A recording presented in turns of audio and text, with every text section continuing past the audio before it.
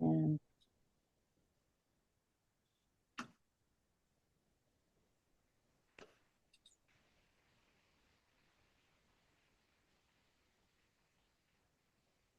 all right, there we go. All right, well, good evening, everyone. Apologies for the slight delay, but I want to welcome everyone to our March program. This is our History in Our Backyard webinar series, which has been ongoing for, since 2012, actually. We've been doing educational programming in the greater Warminster area and then expanded our reach with these webinars during the pandemic and have continued that after pandemic. So thank you for joining us this evening. I did want to just mention, of course, that as a nonprofit organization, we do certainly welcome any donations that people may so choose to give to us. They help us with our historical preservation efforts. So I want to thank you for that. I do want to mention, as the Southeastern Pennsylvania Cold War Historical Society, we do also maintain not only our own website at coldwarhistory.org, but we also have our own YouTube channel where we do archive programs like this and try to collect other Cold War and space race related films on there as well. So would encourage you to check that site periodically because I do try to keep that updated with new material. We also maintain a Facebook site. If any of you are on Facebook, please feel free to, give us a shout out. I basically try to put our programming announcements on there and occasionally any other Cold War space race related articles that I may come across either on Facebook or other, other web sources. We have a full schedule for this year. Actually, this evening, as you know, we'll be talking about the X-15 in a few minutes. But we do have a couple of live programs coming up actually in Warminster starting in April 10th. That will also include a book signing. Lou McIntyre is going to be talking about his book called Take Charge and Move Out, The Founding Fathers of Tacoma. So very much looking forward to that. And glad Lou is willing to make the trip up from Southern Maryland to Warminster for that. And then in May, we have Jim Sobek, who is on the line this evening, actually, to talk about the terminal guidance system on the Tomahawk cruise missiles. So very much looking forward to that presentation as well. And then we have a couple of webinars in June and July, and then the balance of the year, you can see we have a mix of both live and virtual programming coming up as well. So lots of varied topics for 2025. I do also want to remind folks that are local to the Warminster area, we're going to be doing another one of our movie nights on March 27th at 6:30. We're going to have a viewing of The Dish. For those of you who may not have seen this movie, it's been out for several years now. It's a semi-fictionalized account of the work that was done by the Australians in support of communications for the Apollo 11 lunar landing and beyond. I mean, they were involved with a number of space programs along with the US and other international partners. But it's a wonderful film, and we are delighted that after the showing of the film, we're going to zoom in live from Australia. Mike Dinn, who actually worked on the Apollo program and other programs. He actually was a director at Honeysuckle Creek, which is the actual site of what was doing the transmissions and the for the Apollo program, but he'll be available for a Q&A. So I'm really kind of excited about that as well, that we were able to get Mike to join us for that. So March 27th, definitely come on over to the Fusion Warminster. Then, of course, we just mentioned April 10th, we have a live program. Our next educational programming will be on Tacoma with Lou McIntyre. So looking forward to that. And he is supposed to be bringing books for a book signing as well, if you'd like to purchase his book while you're at the program. So without further ado, I'm going to go ahead and introduce our guest speaker this evening, Michelle Evans. And bear with me just for a moment. All right. So Michelle Evans is a multi-talented individual, and I know her primarily as a historian for all things X-15. And she's written the best-selling book, The X-15 Rocketplane Flying the First Wings into Space, which was a finalist for the Eugene Emmy Award for Astronautical Literature. And Michelle's background in aerospace engineering includes serving in the U.S. Air Force, working on missile systems, and later in private industry, accompanying environmental testing for systems used in airliners and spacecraft. And her current work primarily involves exciting audiences about the X-15 research aircraft at locations across the country as well as internationally. Michelle is a distinguished speaker with the American Institute of Aeronautics and Astronautics. She was a technical consultant on the Neil Armstrong biopic First Man and has consulted with National Geographic Television for their documentary, The Real Right Stuff. So without further ado, I am going to turn the virtual podium, over to Michelle Evans. Thank you very much, Eleanor. It's great to be here again. Sorry for the slight delay on getting started. It's wonderful to be part of this again. Wish I could be there with you in person at the Fuge. I really love that place.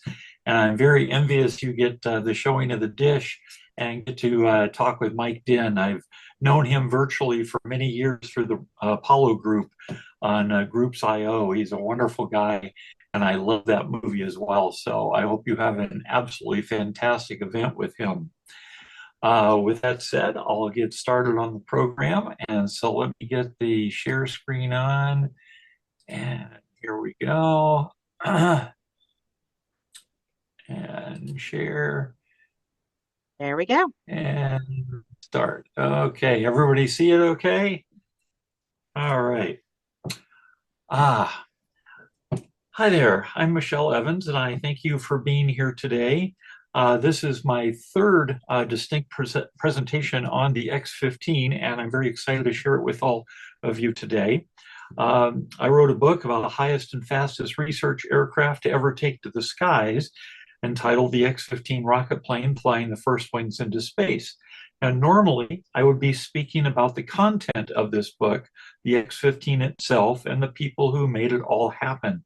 However, today, I will instead be taking you on a personal journey about why the book was written and how it all happened to bring this book into existence. This is my adventures with the X-15 rocket plane. Now, my journey started when I was in kindergarten, and I first became fascinated with the idea of writing a book. Those days, I was amazed every time that my teacher would transport us across time and space by simply reading. In those days, we were not taught to read until first grade, so I would look at the book she held and wonder at how these tiny words inside could do such miraculous things. I wanted to be able to do that myself. At the same time, my father worked for a company called Sangamo Electric, setting up expensive multi-track data tape recorders at government locales such as the Naval Weapons Center at China Lake and the Flight Research Center at Edwards Air Force Base in the Mojave Desert of California. His instruments acquired telemetry from military tests of aircraft, missiles, and other weapon systems. Most of what he did, he could not share with me. One morning before going to school, my father asked if I would like to tag along on one of his trips up to Edwards Air Force Base. I jumped at the chance, although for a 5-year-old kid, it was a scary proposition to head into the desert with aircraft of every sort under the sun thundering through the clear, bright sky. I waited at the curb outside my classroom at the appointed time for my father to pick me up to begin my first adventure, one that eventually changed my life. The trepidation of that first trip quickly turned to awe as I saw the wonders in store. It was the first of many such excursions over the next several years. This was the dawn of the era of spaceflight, when we could go everywhere and do everything. The moon was within our grasp. The rockets being launched at Cape Canaveral were wonderful and exciting, but I saw them only on television, whereas on these trips to the other NASA at Edwards, I could see the real vehicles up close. I also had a young child's delight in getting to meet the people who flew the test flights and lots of others on the ground who truly made it all happen. Since my father also had work to do, he often found a friend who could walk me around on behind the scenes tours. We'd wander through the hangars or go out on the flight line to see what was on the ramp being prepared for a future flight, or what may have just come back from a sortie. I vividly recall watching with fascination as the X-15 was slung under the wing of a B-52 mothership and made ready for flight. There was so much going on, the jumble of equipment, personnel going about their jobs, everyone often doing things where I had no idea of their purpose. It was paradise for a curious kid with lots of questions and a yearning for excitement. On one such trip, my father's friend decided to take me to see the X-15 simulator, known as the Iron Bird. He knew it was in use and thought I might like to see it in operation. It was a long contraption with pipes and wires and sheet metal looking like something a child such as myself might cobble together out of an erector set. We stood and watched for a bit, then the pilot finished his mission and exited the cockpit. Instead of walking away to some debriefing or to his office, he saw me and decided to come over and say hello.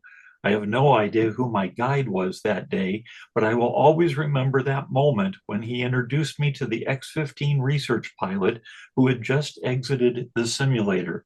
His name was Neil Armstrong.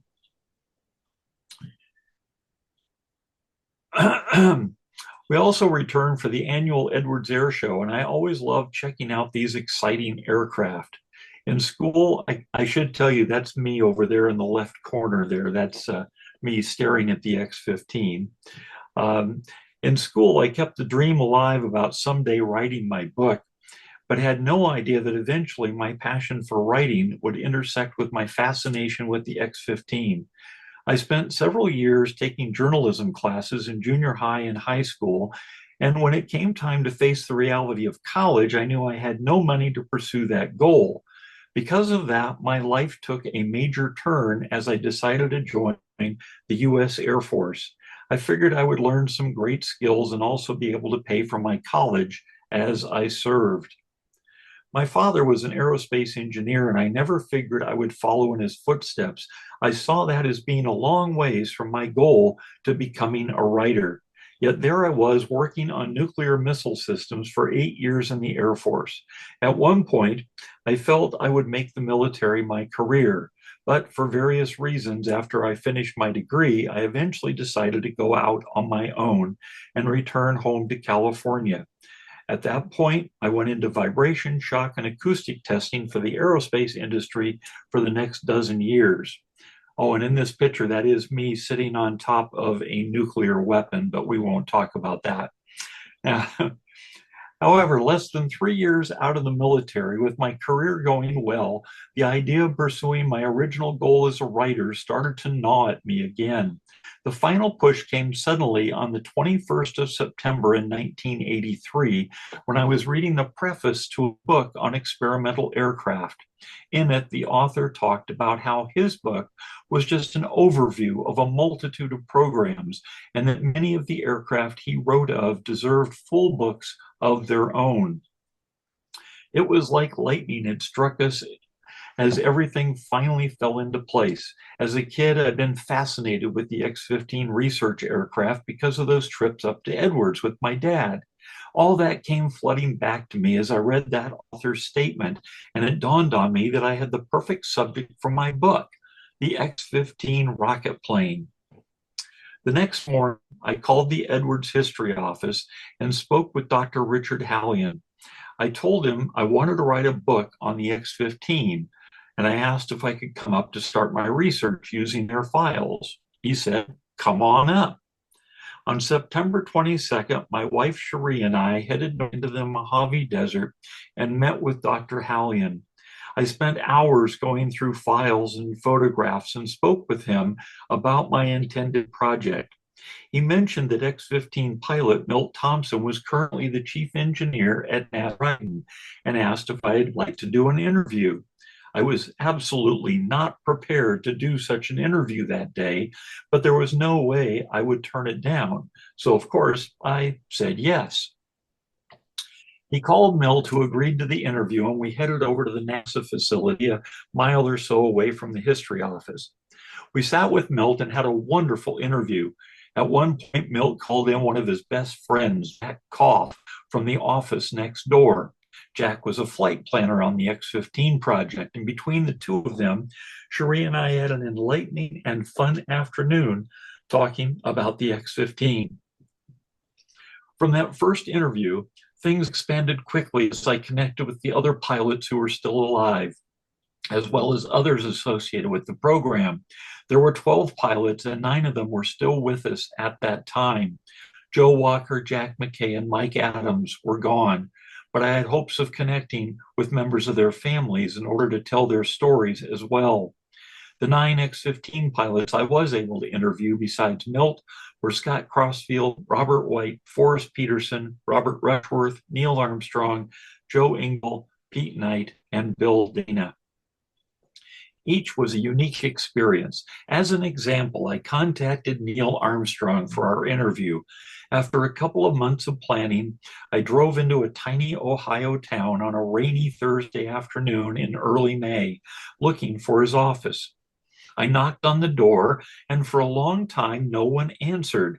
Had he forgotten about our appointment? Finally, the door creaked open, and a very old man was standing there.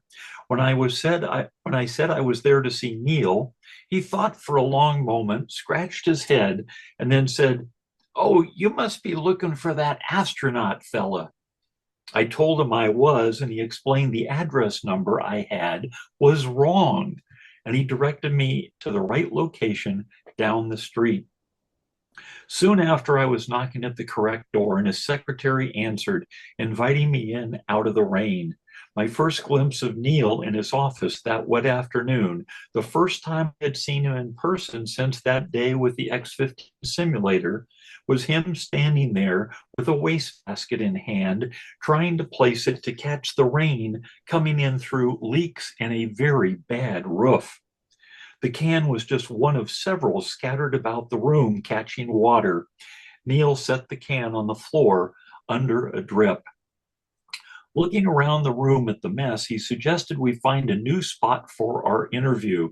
So we walked across the street to a neighborhood ice cream parlor. We found a corner table near the front window and sat down to talk. I recall that meeting fondly and can now listen to that tape of his mild but assured voice answering my queries. In the background are various sounds of the parlor, chairs scratching on the tile floor, the cash register ringing up, the tinkling of the tiny bell as the doors opened and closed. This is just one of my many vivid memories from all the interviews conducted for this book, part of my personal journey with regard to the X-15. Earlier on that same research trip to speak with Neil, I had an appointment in the suburbs of Virginia to see the only Navy pilot in the program, Forrest Peterson. Early Saturday morning, I was looking for his street when I recognized the entrance to the Central Intelligence Agency off to my left. Just a few blocks later, I turned into the small cul-de-sac where Admiral Peterson lived. When he invited me in, I immediately saw it would be a very informal interview, as he had apparently just awakened and was wearing a light blue robe covered in cat hair. We conducted the interview at his kitchen table as his wife pottered around making coffee and breakfast. Each interview was special. Joe Engle in the dimly lit sitting room with a porthole at the Queen Mary cruise ship in Long Beach, Scott Crossfield on a bench in the echoing hallways of the Rayburn Senate office building in Washington, D.C., Jack Koff and Milt Thompson at their desks at Dryden on Christmas Day with brownies that Cherie and I brought to share as we conducted another interview. Robert Rushworth with his doormat reading Aliens Welcome when we went to see him on my birthday. Pete Knight fielding phone calls as he was deciding whether to run for political office for the first time.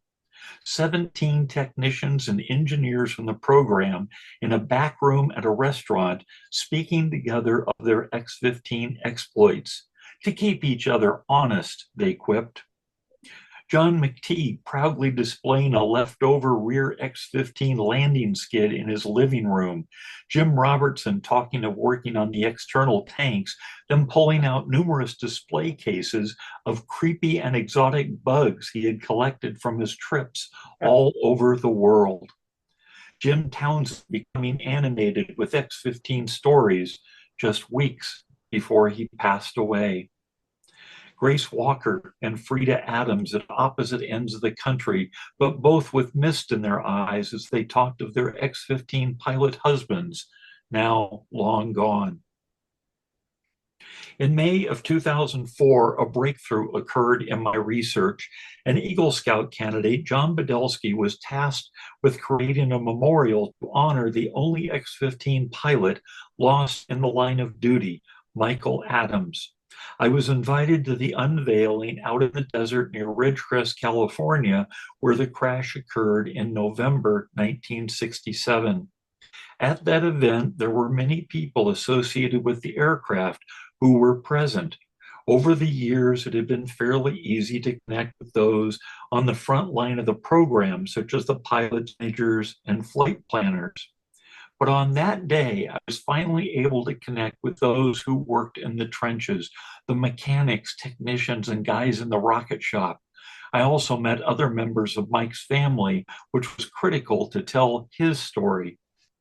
That opened up a whole new avenue for me and gave me what I had been looking for to properly flesh out the story I wanted to tell.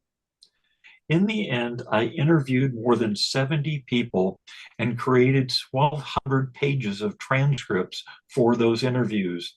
I also had a couple of thousand photos that needed to be sorted, scanned, and color corrected. Our beautiful cat Fluffy was always there to help during that process. Another aspect of my being able to tell the story properly was to get the feel of the actual places where all this happened. This territory was known as the X-15 High Range.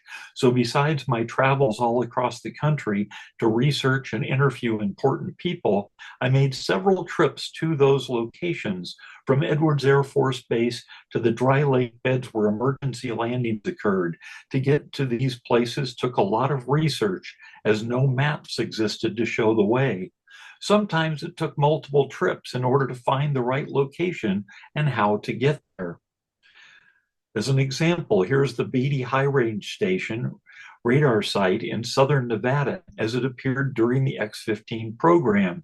There was an easily traversable road in those days to get up the hill from the main highway.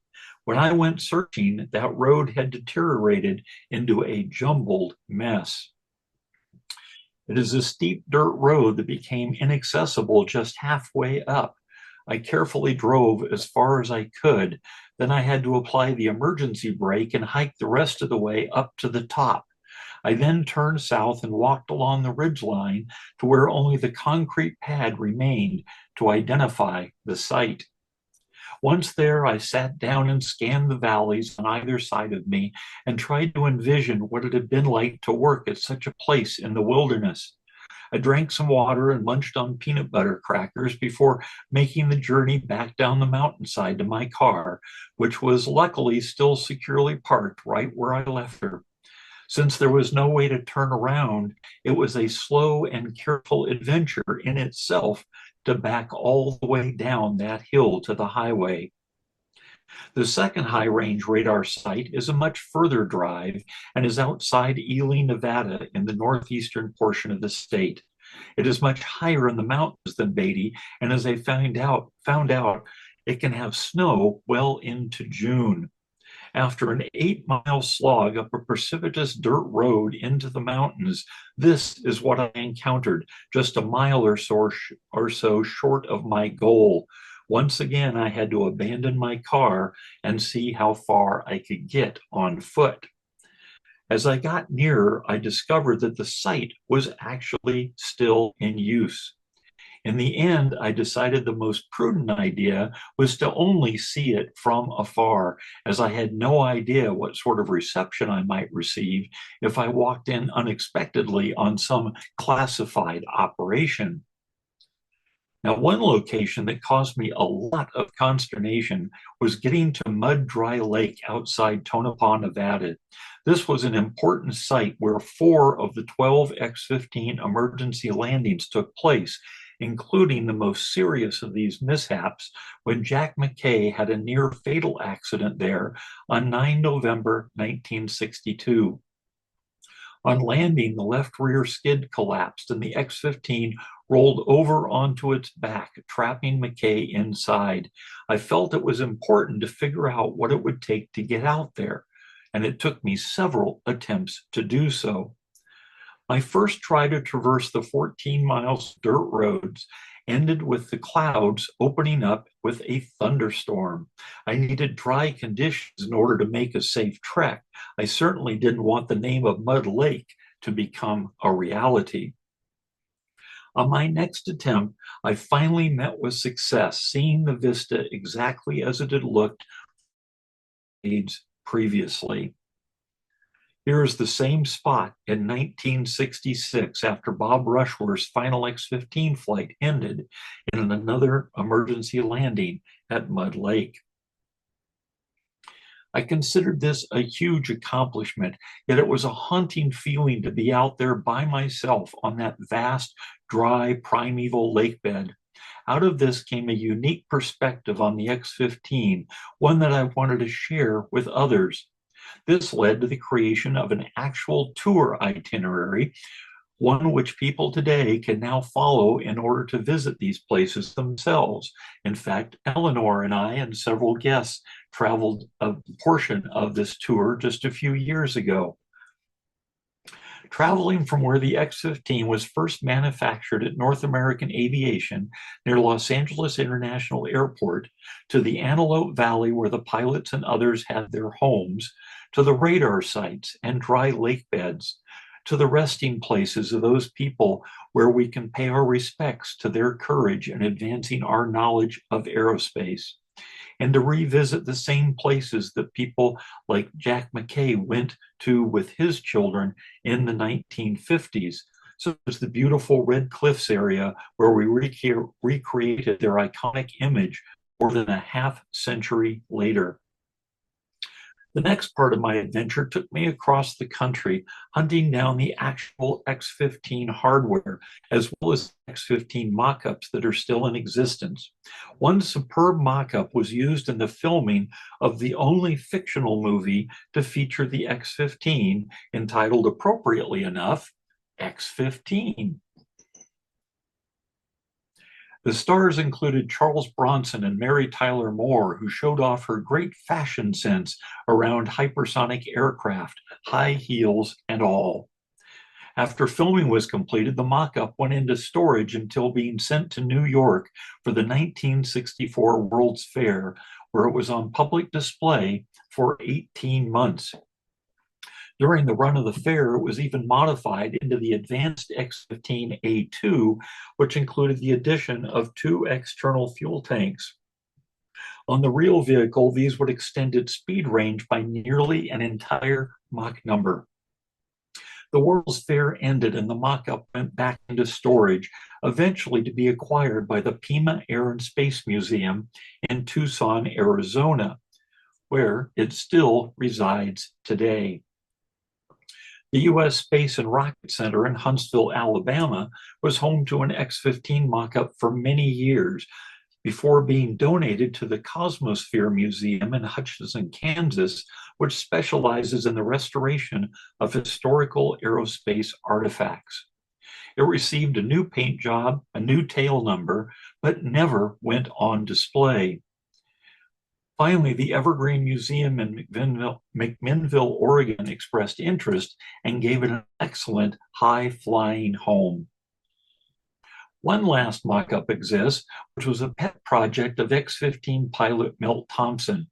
Once created, it was mounted to a large pole where it resided for several years until a huge windstorm buckled the fuselage and it had to be brought down. It's now safely tucked away on the ground until it finds a safe display location, most likely at the new Flight Research Center museum being constructed at Edwards Air Force Base. There were two B-52 motherships which carried the X-15 to altitude for the start of each research mission. These were a couple of the very first B-52s ever manufactured, and both of these aircraft still survive today. B-52 number 8 has a new home just outside the northern entrance to Edwards Air Force Base, where it served the X-15 and other research programs for decades.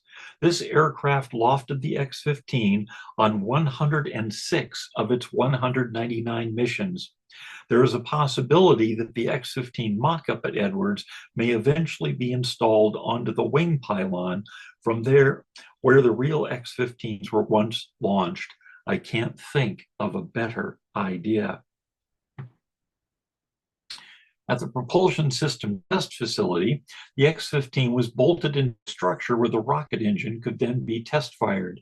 Between the two test stands was the blockhouse where engineers and technicians would be safe if anything went wrong during the firing. That facility still stands today, although it is now just being used for storage, and the blockhouse has been gutted of all the electrical equipment. The test stands themselves, however, appear still ready to accept another X-15 engine firing with little refurbishment. The second B-52 mothership was retired after 93 X-15 missions and was flown to Tucson, Arizona. It now resides at the Pima Air and Space Museum, where it has recently undergone a full restoration. When I visited Pima several years ago during the restoration, I was allowed to climb inside and take a look around. These are the pilot and co-pilot stations where legendary aviators such as Fitz Fulton once sat as they flew the X-15 to its launch altitude of approximately 45,000 feet.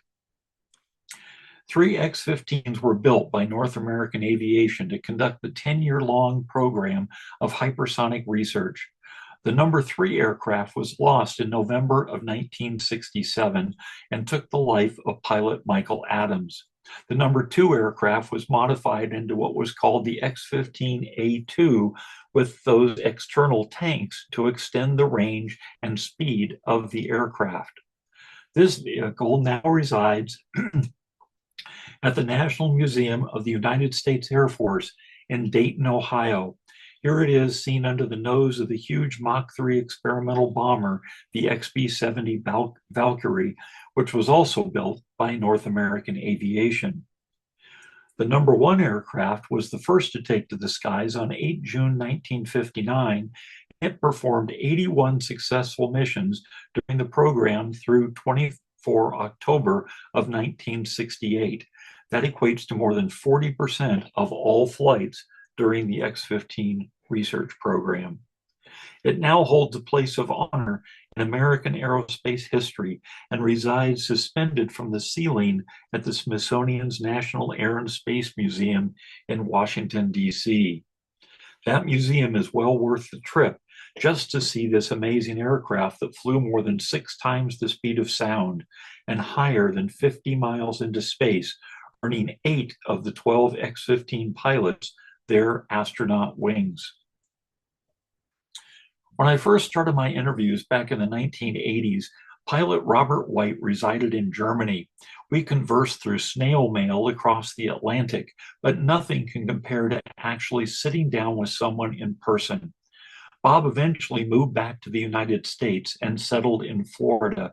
He was the last X-15 pilot that I was finally able to sit down with in person in May of 2006.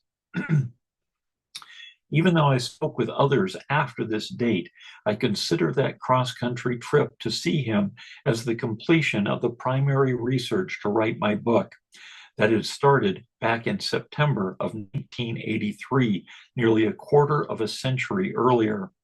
At the time, I considered this the culmination of what I had set out to do, but I had no idea it would be more than another 5 years until the book would finally be written, and nearly 7 years until it would be published.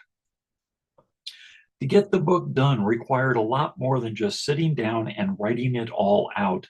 I had to find a publisher, and that took me to my friend Francis French. He co-authored the first two books in the Outward Odyssey series from the University of Nebraska Press.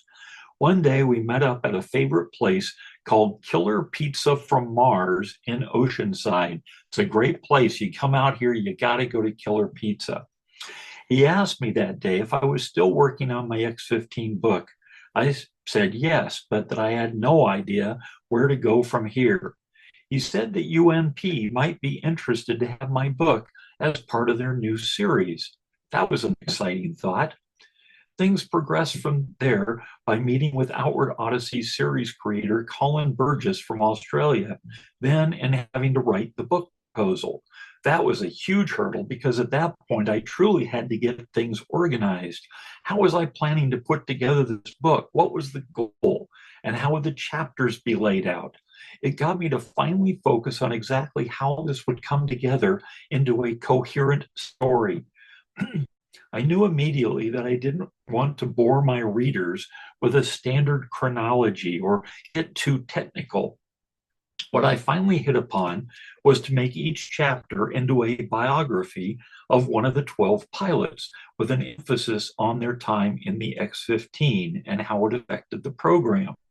With Colin's immense help, and once reviewed, my proposal was accepted. Well, then things got complicated, as at the time the contract came through from UNP for signing, I was confined to a nursing home after an accident which cost me 2 severely broken legs. Unsure if I would even walk again at that point, I spent 3 months healing and rehabilitating and sat in my wheelchair to sign the contract that day in February 2009. At the time, I had grave doubts on if I would ever be able to do the writing, but I moved forward to give it a chance to happen. Over the next couple of years, as you can see, I was able to overcome the problems and move forward.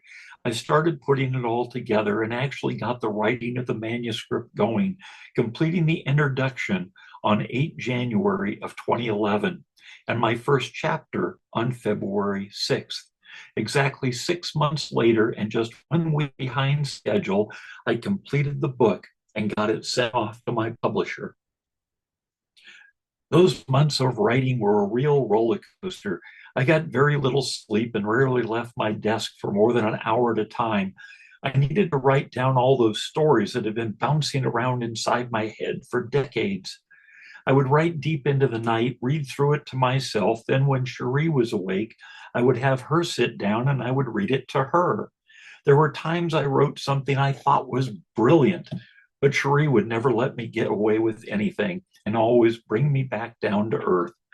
Reading it out loud to her was the best thing I could have done. It ensured that everything made sense and was a great way to catch even small typos and other errors. Colin told me afterward that he had never received a manuscript requiring almost no editing. The last hurdle was then to find someone to write the foreword for my book. The person who accepted the challenge was X-15 pilot Joe Engel. He became a good friend, and we did several events together over the ensuing years. It took me nearly 28 years to get to that point from the moment I first decided to write about the X-15, one that I truly thought would never happen. It was a huge relief to know I had accomplished what I had set out to do way back in kindergarten. It would be another 20 months until publication actually occurred, but I had my hands full during that time, such as working to put together my website focused on the X-15 and the book. Another aspect I'd never considered a possibility was creating new artwork that could be used in the book. About 6 years prior to going to print, Tommy Eriksson from Gothenburg, Sweden, dropped me an email to introduce himself. He loved the X-15 and was working on some computer images of the aircraft. I asked if he'd like to do some images for my book, and he was all in. With my ideas and Tommy's skills, we worked together to bring the X-15 to life as it had never been seen before. My mandate was to show the X-15 in ways impossible to photograph. Here, Tommy shows us what no one else has ever properly depicted: the X-15 in zero gravity, flying in space with experiments deployed, gaining new knowledge for science and exploration, the true purpose of the X-15. And the nickel alloy skin of the X-15, Inconel X, glowing at more than 1,300 degrees during re-entry. I considered Tommy's image, Rocket to Space, as being the perfect book cover. It took me a lot of negotiations to convince the University of Nebraska Press to use his artwork. Since Tommy was an unknown artist, they said they would rather use a NASA or Air Force photograph from the program.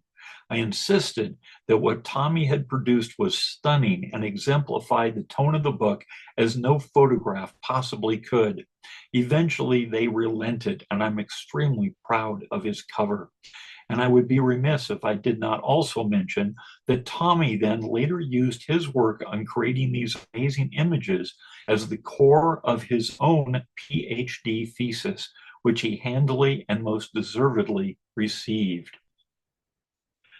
I wanted to hit the ground running when the book was released, so I developed a talk that I could take on the road to help publicize the book, created book cards and flyers, participated in book fairs. As the time approached for the release of my book, my health again took a major turn for the worse.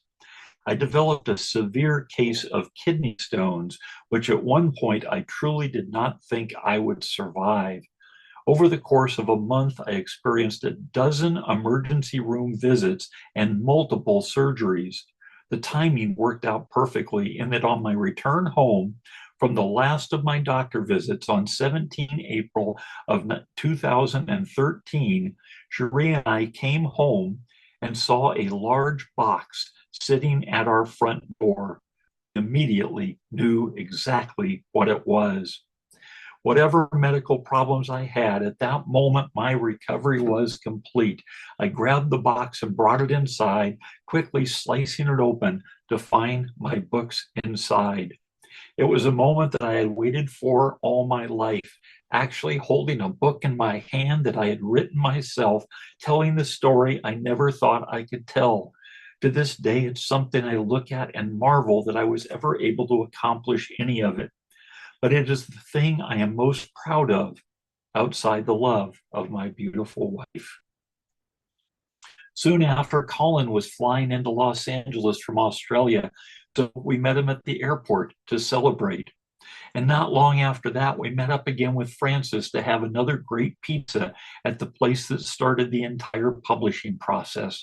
Without that first conversation with Francis in 2008, this moment of having completed my book might never have happened. 4 days later, visiting the local Barnes and Noble, there was my book on the shelves. The manager asked, and I gladly autographed them for the store. One customer even bought a book right there while I was reading. A long time before this, a few years after I first started my research, I started giving talks on the X-15. The very first was at Vandenberg Air Force Base on the Central California coast on 23 July 1987 as part of their Space Week celebration. I had been led to believe this would be a high-level talk with officials from the Air Force and other bigwigs, so I prepared with a huge technical slide presentation. Yes, actual slides in a projector in those days. When everything was set and the audience started to file into their seats, instead of a lot of military uniforms, in walked school kids. To say it was a total disaster is an understatement. I learned a huge lesson that day and have been fortunate to never have a repeat of an event that way.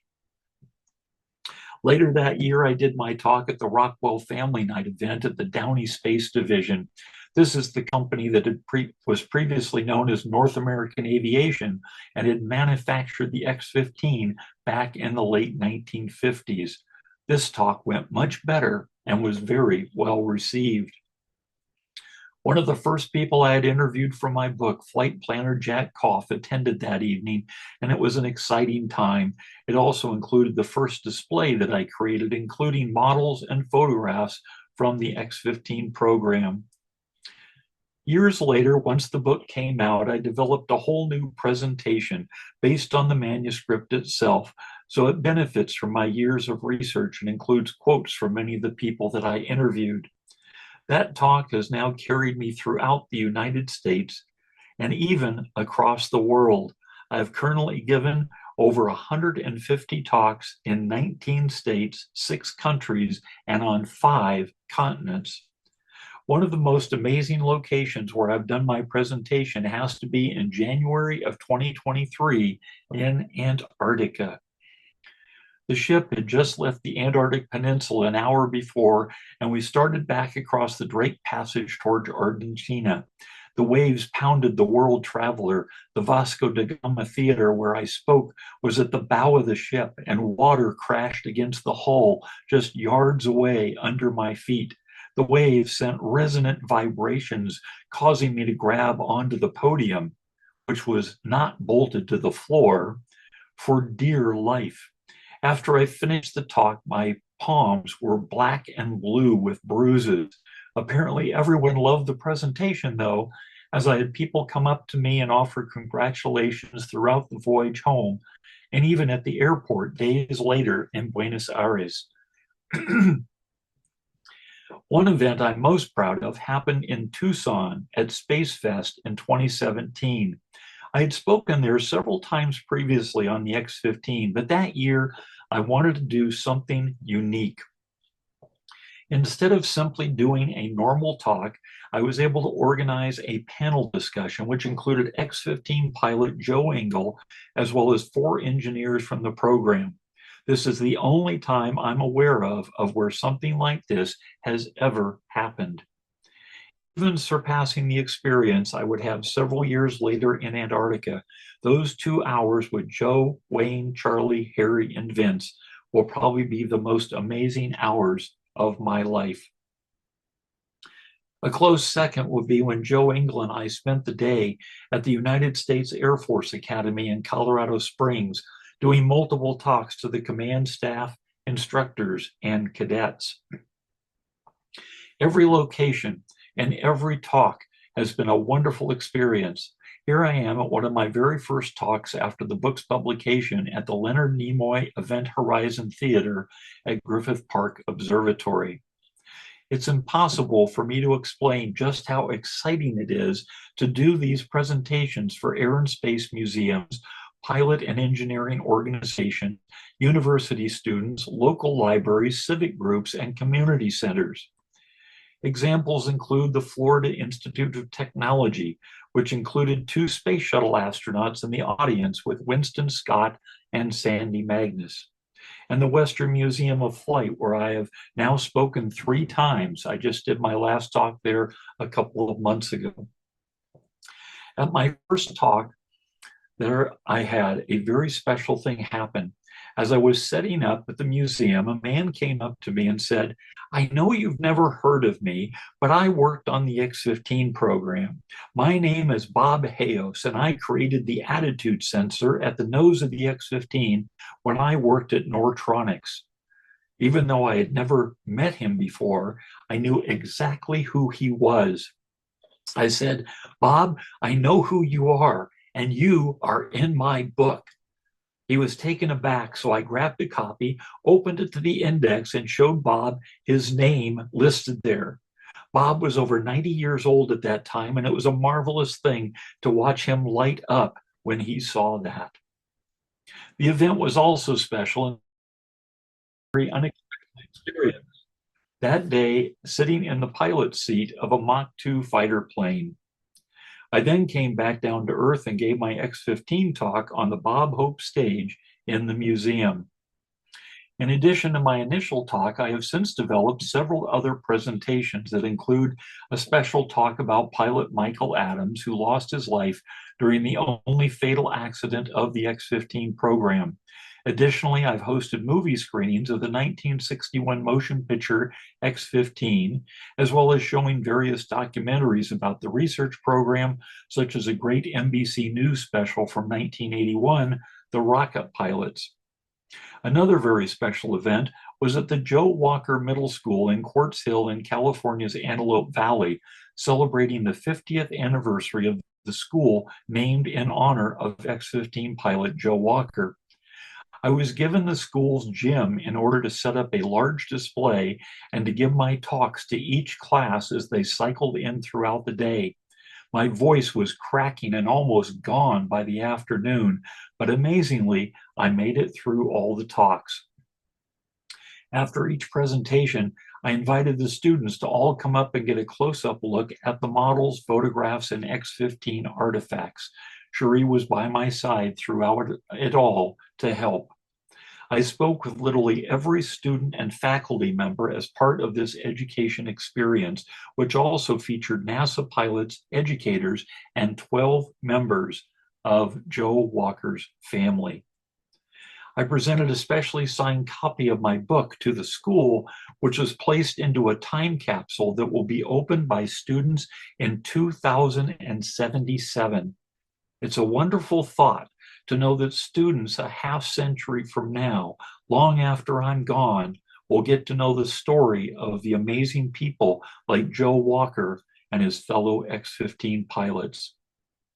Another fascinating experience that has come out of all this is that I'm now being asked to take people on my special tour in the footsteps of the X-15.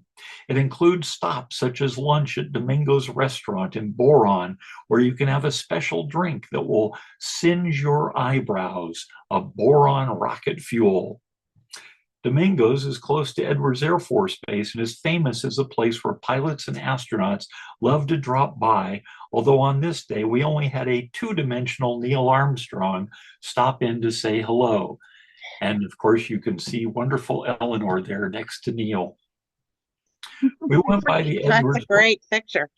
Oh, isn't that great? Yes. Yeah. It was a wonderful day, and that boron rocket fuel was something else, wasn't it? Yeah. Luckily, nobody got burned. We went by the Edwards North Base entrance to visit the B-52 mothership, then on to visit Cuddyback Dry Lake. It is the closest dry lake bed to Edwards and is where 2 emergency landings occurred. It's a vast and wide open terrain which lends itself perfectly as a place to dance. After Cuddyback, we headed north to a more somber location, the Michael Adams Memorial. There are many monuments in the desert around Edwards to commemorate accidents that have occurred over the decades during flight test research. But there's nothing quite like what we have accomplished to honor Mike Adams. In May of 2004, Eagle Scout candidate John Badelsky first created the memorial as his community project. A huge crowd came to the desert that day to pay their respects to Mike. And as I mentioned previously, this event was pivotal to my research for completing the book. Over the years, several expansions took place, primarily accomplished by Rob Enriquez of the Bureau of Land Management, Bob Klein, and myself. Also provided new display boards to help tell the story of the site. And in November of 2017, a new expansion was unveiled as part of the event honoring Mike on the 50th anniversary of the accident. I also created a new presentation specifically about Mike's life, his work on the X-15, and his legacy. It was first presented at the Matarango Museum in Ridgecrest, about 20 miles north of the crash site. The following day, there were a couple of hundred people who joined us to learn more about Mike's life. Domingo himself was there and provided food and drink for everyone present, although no rocket fuel that day. X-15 rocket shop technician Dave Stoddard was with us that day. He had been instrumental in locating the exact site where the accident happened so that the monument could be created. Here he shows us an X-15 artifact recovered from the site. Dave was one of the people I met back in 2004 at the original dedication, and he greatly assisted in connecting me with so many of the others who worked on the X-15. This image shows 2 of the 4 large display boards I created to tell visitors about the X-15, the people involved that made it all happen, and about Mike and the accident that took his life. Present that day were 2 representatives of Mike's family, his son Brent and nephew Dave. Immediately following the event that morning, we all went a few miles south to the Ramsburg Opera House. This town has a population of just 65 people, yet that afternoon we packed the 1885 Opera House to capacity to hear about Major Adams and the X-15. Sitting in the front row was Brent and Dave. To say that I was never more nervous about giving a talk would be a severe understatement. I hoped they would appreciate the story I told of Mike, and afterward I was relieved when they said I had definitely done him justice. I originally thought I would only give the talk once or twice, but today I continue to be asked to give this talk as part of the presentations I do about the X-15. My analysis of the accident has been used by engineering students and also the cadets at the U.S. Air Force Academy. Over the years since, the Adams site has been expanded exponentially. People have come from all over the world to seek out this spot and pay homage to Mike. It is monitored by the BLM as well as myself and many others to protect the legacy of the X-15 and all those involved with the program. Since then, I have been technical consultant on the movie First Man and also for National Geographic Television's The Real Right Stuff. In addition, I had a profile in both the Orange County Register as well as Newsweek magazine. The Museum of Flight in Seattle interviewed me for their oral history program. This has all been made possible because of the X-15 and is something that I never envisioned when I started this project back in 1983. And in fact, since then, I have also done a second oral history project, which is now part of the Library of Congress. I've just been blown away by that. It's just wonderful. I'm often asked what book I'm working on next.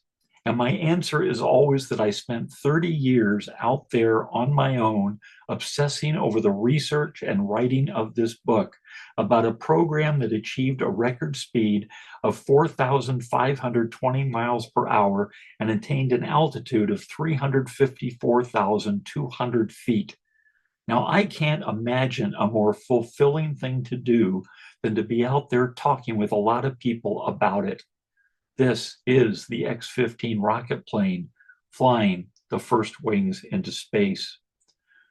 For me, this adventure is just beginning, and I want to thank you all for being with me today to share in this journey. I would be happy to answer any questions you might have.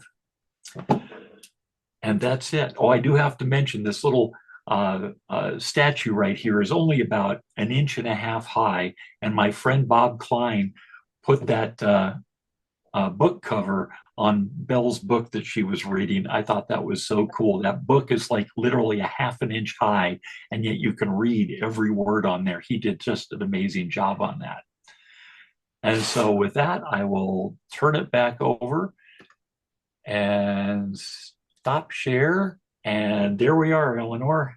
Okay. I hope everybody enjoyed the program. All right. Fabulous. A true labor of love to preserve the history of the X-15. So I think all of us are grateful that you were able to do that. And any of the recognition you have is very richly deserved. So thank you for that.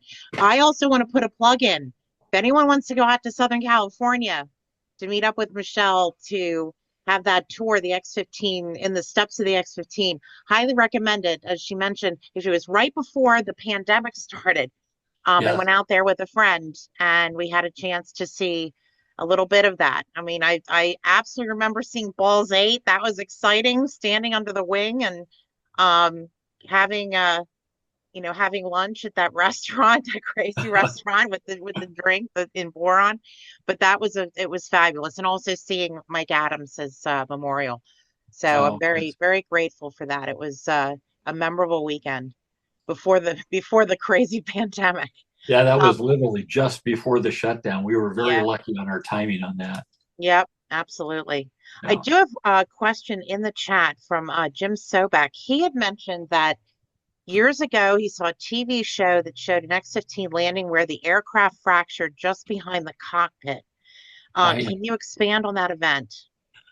Sure. That was actually the third powered flight of the X-15.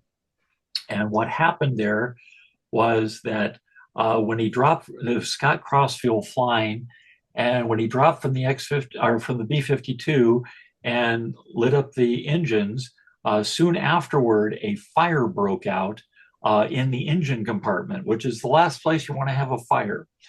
Uh, and because of the fire, it actually burned through the jettison lines. So he was not able to jettison the fuel. And of course, he had to make an immediate landing. He came down on Rosamond Dry Lake, which is just west of Edwards Air Force Base. And because all the fuel was still on board, it was really, really overweight. And it's the only time during the program that they were not able to jettison fuels before an emergency landing.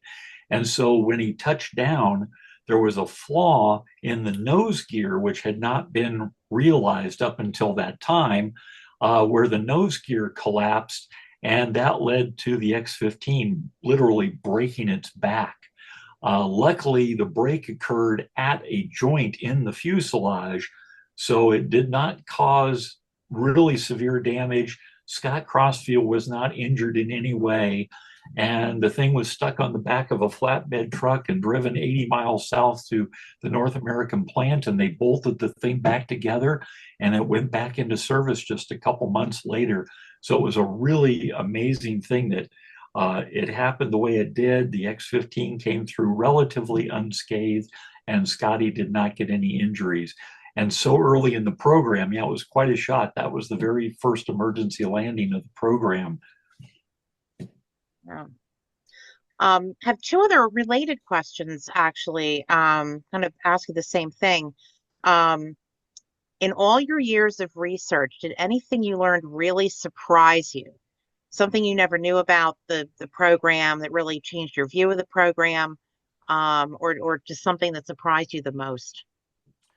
Oh, I think what surprised me the most was the amazing people who worked on the program. These are the people that nobody ever gets to know. And just being able to meet them and hear their stories and finding out what it was like to really work on the X-15. These people were truly a family, which actually caused problems in some ways because these people, they loved their job so much that it didn't matter if they were deathly ill, they still wanted to go to work. And when they got there, of course, then they passed their flu and colds on to everybody else around them as well.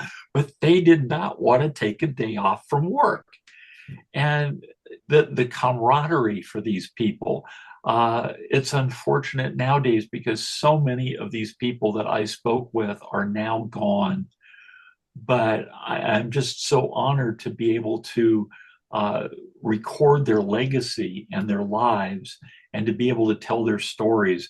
As I say, that one time, the first time I ever got together with a multiple group of people, I had these 17 guys sitting in the same room, just pushing off from each other on their stories and stuff. They would start a story. One guy talked about this one thing where he was on his lunch break and he was in the hangar and he was looking around. He wanted to build a lamp to take home.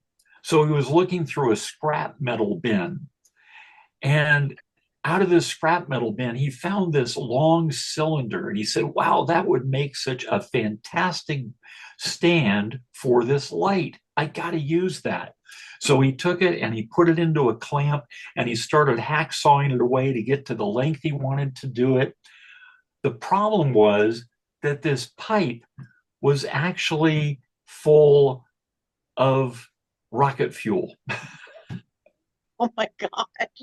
It was an ejection rocket for the external tanks on the X-15. And he didn't realize what this thing was until he starts slicing away at it with his hacksaw. And as you might imagine, a hacksaw in metal, it creates sparks, and it set off the rocket. And it literally came out of the clamp and fired off into the rafters of the hangar and bounced around like some cartoon, with Wile E. Coyote or something. It was going all over the place. It's amazing. It did not hit one aircraft. It did not hit one person. Nobody got hurt. But the guy that started this story, of course, everybody knew this story because they all worked there when it happened. And so it was just amazing to watch this, because the guy starts out with the story, and then another guy would chime in and it's like, and this happened, and then the next guy, and this happened, and the next, and that was just round robin throughout the whole room. And so it just showed how these people were just one family. It was just an amazing thing. And I loved it. And I loved working with these people and telling their stories. I got to do a couple of other times where I had multiple people in the room together for various reasons. And each time it was just so magnificent to see that. And every time I hear of somebody passing away, it's just a horrible thing. It's like I mentioned at the beginning, where the guy passed away just a couple weeks after we had spoken. He had Alzheimer's, and his son had called me and said, I don't know how good he's going to be at this interview because he does has Alzheimer's. He's not in really great shape. But if you want to come up and talk to him, come on up and we'll see what happens. And we had the most fabulous afternoon talking with him. He had been the person in charge of the propulsion system test facility where they did the run-ups on the engines. And when he retired from NASA, if you saw in that picture back at the beginning, he was confined to a wheelchair at that time. And when he retired, one of the things they did, besides giving him a little send-off party with a cake and everything, somebody presented him with the XLR-99 rocket throttle box that he had used over the years at the test facility. And later in his life, when he was confined to a wheelchair, he had mounted that rocket throttle box to his wheelchair, Nice. which was in that picture. And it was just amazing. And he was funny, he was coherent and everything. It's like his son called me up a couple weeks later to give me the news that his dad had passed away. But he said, I want to thank you for coming up. I have not seen my dad so coherent and so animated in years. And that was just an amazing day. And I want to thank you for being there. And to be able to record stories like that this guy had to pass on, I just can't tell you enough what it means to me to be able to do that. And as I mentioned in the talk, it's like anybody says, so go write another book. And it's like, how can I write another book? This has turned into my life. It really has. And being out there in Warminster with you and being with you on the tour and stuff like that, and so many places all across the world doing these presentations, I just love every second of it. That's great. Just curious, did you record the interviews? So you have recordings of all those interviews, or is it mostly notes? Oh yeah, no, this is all, every interview I ever did was recorded in some way. The first interviews that I did back in the 1980s, my phase one interviews, as I call them, they ran from 1983 through about 1987. And that's where I was meeting up with the people at the top of the chain, the pilots and the managers and people like that. And all of those are way, way back in history. And I did those on a little mini cassette tape recorder. And I have those sitting here in my desk drawer. They're proudly still sitting here right next to me, about a foot away from me right now, on their cassette tapes. That's where my tapes are with Neil Armstrong and Scott Crossfield and all those people. And then when I restarted the interview process in 2004, that's when I changed technology, and all of those interviews are actually done on video. So I have those all on disc and everything. And so it's really great to have all those. So I have the audio or the video of every single interview I've ever done. And it's interesting, it's sort of funny. I don't know if I should talk about this, but as you noticed in my pictures, my personal photographs and stuff, I've changed a little bit over the years. And it was really interesting because after that change occurred, I was talking with like Dave Stoddard about this. And he had said, yeah, there's some people that have heard about this change in you. And they were like, well, I don't know. They say that they've done these interviews, but I would never interview with somebody like that. Oh, And it's like, I was like, I have the tapes, right? exactly. So it was fun.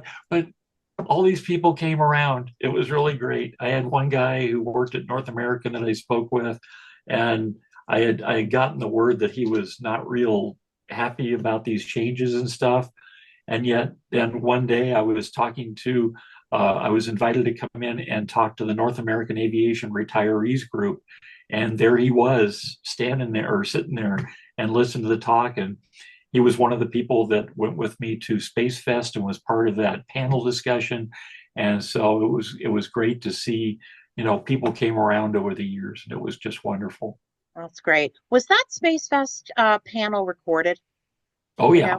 It's on my video. It's oh, it is. It's on on your my page. On your website? Yeah. If you go to the X-15 index page at mach25media.com and click on the X-15, it'll take you to the index page, and you'll see all the audio links for like radio programs, all the video links. So I've got all my different talks are on there.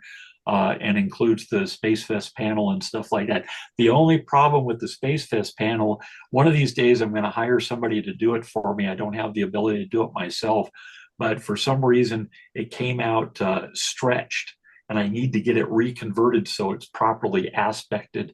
But the important thing is that it's out there, you can see it. But one of these days I'm going to get that fixed. Okay. Do you know the X-15 simulator that you mentioned at the beginning?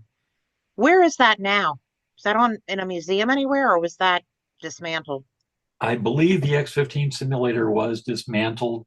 It originally was built by North American Aviation, and it was at their facility down by LAX. They then moved it up to Edwards Air Force Base, which is where I saw it.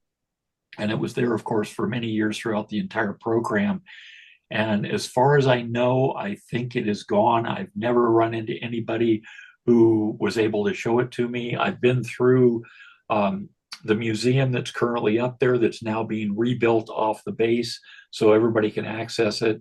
And that one thing is something that I've never been able to find. And I've been into their storage yard and everything, and it's just not there. So I have a feeling it just disappeared. Yeah. I have one more question, then one more comment, and then I think we'll probably have to wrap. So actually, Dan Myers asked, how were the numbers, the tail numbers selected, the 666, or, 672, 01, 00, how were those selected? Was there any rhyme or reason to that? The tail numbers? Yeah. Well, the official numbers are actually, they call them, like 666, 70, 71, and 72. The numbers actually have one more digit on there. It's 56-6670 or 7172. So the first two numbers are 56 because the numbers were assigned by the Bureau of Aeronautics in 1956. And then, so it's 56, but they just drop the 5 and they just do the 66670. So the aircraft numbers are 6670, 6671, 6672. And so that was the numbers assigned for that year. Gotcha. Okay. Yeah. And then Jim Sobek, I concur with you. You need to get those tapes transcribed, Michelle, because they're going to deteriorate. And well, everything has been transcribed, as I say. Okay. I actually did the transcriptions all myself. It's over 1,200 pages of transcripts, Oh my uh, gosh. and they're all printed out and sitting on my shelves back here and everything else. So they are recorded in that way. The tapes are still in good shape after more than a half a century here. They've all 40 some years now, which is great. But and of course they've been kept in my drawer, so they're well protected from the environment. And hopefully they'll stay that way for a lot longer. But yeah, I definitely understand what you're saying. But that was one of the big things for me, is just getting that stuff transcribed. I built up so many interviews over such a short time. It just was overwhelming. And people, were like, Cherie tried to help me on some of it. And my mother actually transcribed one of them. She transcribed the Pete Knight interview that I did, the first one of those. And then when I got this huge number of interviews that were all done after 2004, it was like, my God, how am I going to sit down and transcribe all these hours and hours and hours of this stuff? And I actually first went to a medical transcriptionist because of the technical stuff. I figured maybe she would do a good job on this, and I was just going to pay somebody to transcribe. And I gave her the very first one to do, and it came back and it was so terrible Oh, because she didn't know anything about aeronautics or anything. So she got so many things wrong. And so it's just like, I guess I'm going to have to sit down and do this all myself. mm, And so I just sat here right at this computer and transcribed every word of it myself. Yeah. So, wow. but yes, they are all done and everything else. And it's actually one of the things that I'm trying to get settled right now is I want to make sure that all of this stuff is safe for long after I'm gone. I've got so much stuff from the X-15 program. I have actually pieces of hardware. I have all this other stuff as well as all my research. I've got thousands of actual physical photographs along with all the digital stuff. And so I wanted to make sure that this stuff is safe. And so in our trust, I have this stuff bequeathed. At the moment, it's set up to go to the Flight Test Center Museum up at Edwards. Mm. But those people have not been the best to work with. So I've actually been a little hesitant because I don't know really whether they'll probably take care of it. So Oh, at the moment, I'm now working with a person by the name of Cindy Maka, who is absolutely fantastic. And she runs the Western Museum of Flight in Torrance, California. And I was just there in January to do this same talk. And I've spoken to her, and we are now in works of, I think I'm going to end up sending everything to her. And she is a really great person, and I really trust her. And so I think all this stuff will be preserved, so it will be available for people in the future to access. oh, well, that's great to know. Well, there are a lot of other wonderful accolades in the chat. I'll have to share this with you after this ends. But I just want to make sure if anyone else has any other comments or questions before we wrap for this evening. Eleanor, this is Joe Romito. I was putting this in the chat, but didn't get it written in time. Have you ever considered, Michelle, offering the historical documentation to someplace like the Smithsonian to put in their archives? Actually, yes, I have. And the Smithsonian, unfortunately, has been another place that has been a hard nut to crack. They actually, several of the X-15 artifacts that I have were given to me by people from the X-15 program who had tried to donate them to the Smithsonian, and they refused to take these artifacts. Oh, well, okay. So I have them. I've made sure that they're well preserved, and that's why I want to make sure they go to a place that I know will appreciate them. I've been amazed at the resistance that there's been to places like the Smithsonian. It just seems like this is where this stuff should go. They have the X-15 actually sitting there. You think they would do that. And the Air Force Museum, which has the other X-15, is another place that has just been impossible to crack. It's a shame. And, I don't know. So I've got to go with the place that I'm familiar with and has good people that I know personally. And right now, that's the Western Museum of Flight. It sounds like you're doing the right thing. Good. Thank you. Thank you. Right. I appreciate everybody's comments and stuff. And yeah, just know that is definitely something that is heavily on my mind, is to make sure that this legacy is not lost. Yeah. All right. Well, with that, I think, we're really almost at time. And Michelle, another wonderful, wonderful talk about the X-15, and very much appreciate your time this evening. And what can I say? It's a labor of love. Oh And yeah. really, Well, I personally am grateful that you were able to preserve this history.